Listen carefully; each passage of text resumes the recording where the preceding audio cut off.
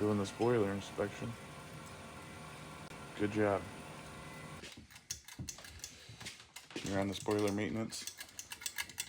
Notice this isn't working. Should be like that. Notice. Moving on. This is a classic install of them not thinking about the service tech.